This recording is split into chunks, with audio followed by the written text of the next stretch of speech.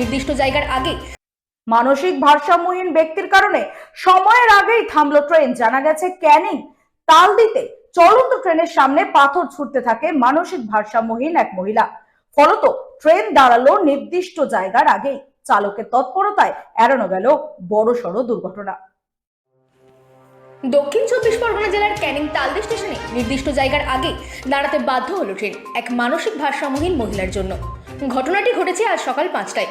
Sealdah Canning স্টেশনগামী train ভোর 5টার সময় যখন তালদি স্টেশনে ঢুকছিল, হঠাৎ করে একটি মানসিক ভারসাম্যহীন মহিলা ট্রেনের সামনে নেমে পাথর ছুঁড়তে থাকে। চালকের তৎপরতা কিছুটা দূরে ট্রেনটা থামে।